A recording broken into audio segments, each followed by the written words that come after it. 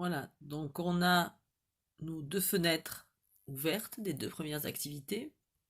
Et on va continuer pour mettre en évidence donc la différence entre l'enzyme active et l'enzyme inactive, en étudiant en particulier la structure du site actif de l'enzyme active et de l'enzyme inactive.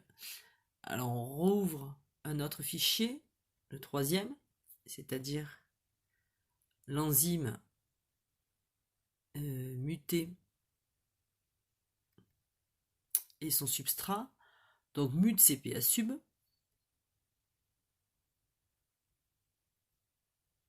Voilà, donc il y a une troisième fenêtre qui s'affiche. On va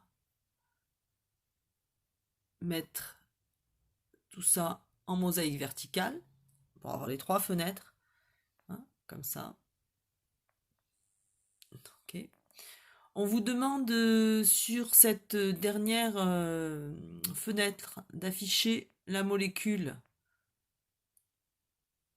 en sphère.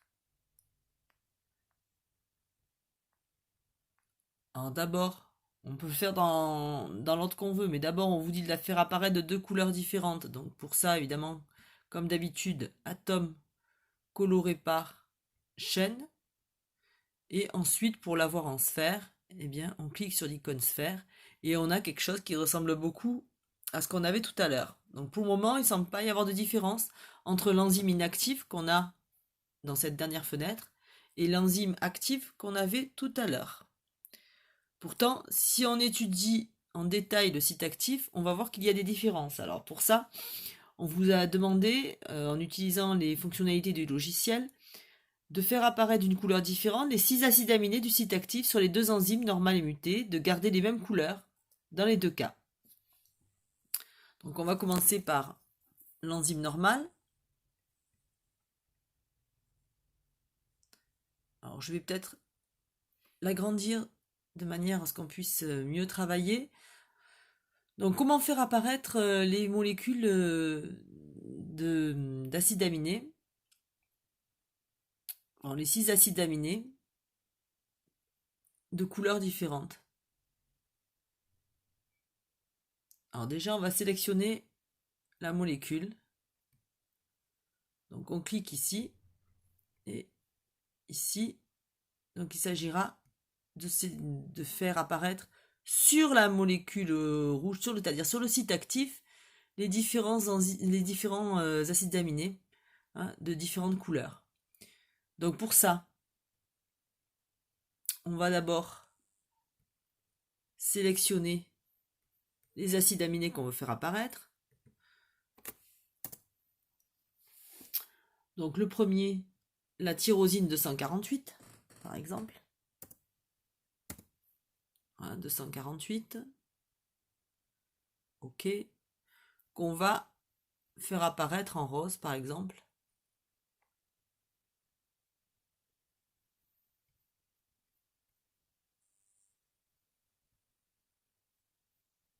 Et voilà. Donc ici, la tyrosine 248 qui apparaît en rose. Ensuite, on va faire la même chose pour les 6 autres acides aminés.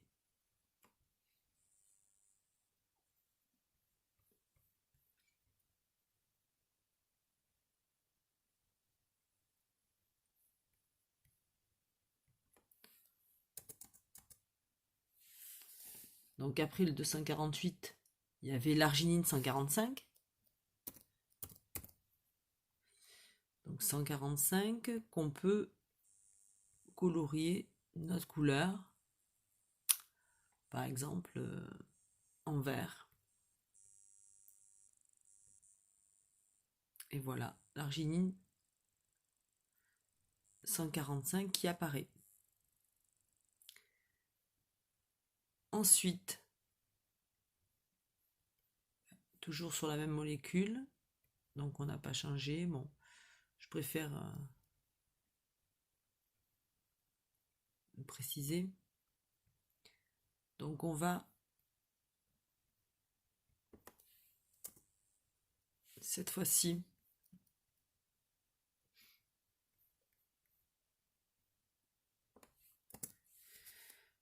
colorier l'histidine 69. Allez, histidine 69. On peut colorier en jaune.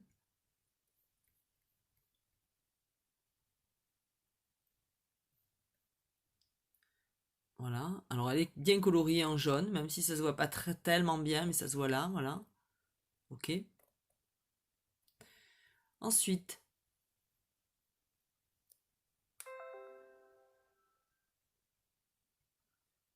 on va faire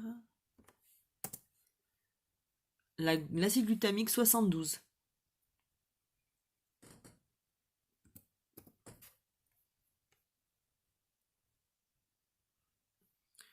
On va colorier dans une autre couleur. Qu'est-ce qu'on a comme couleur qu'on peut prendre? Du rose clair. Voilà. Vous voyez que ça s'est colorié ici en rose clair. Ensuite, molécule suivante. Bien, l'acide glutamique 270.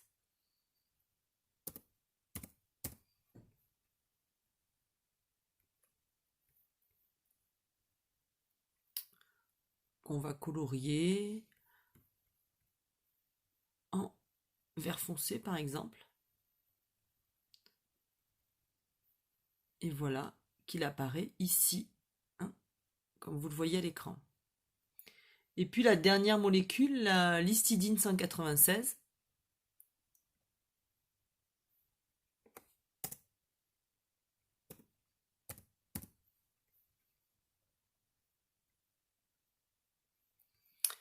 Qu'on peut colorier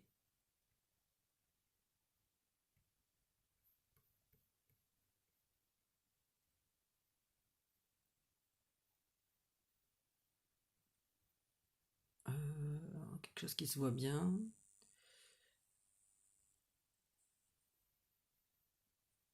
Bleu clair peut-être, oui.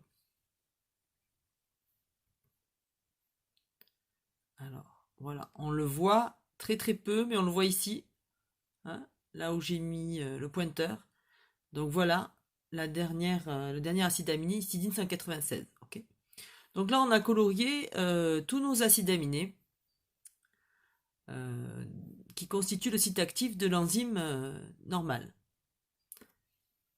Ok. Maintenant, je vais faire la même chose sur l'autre.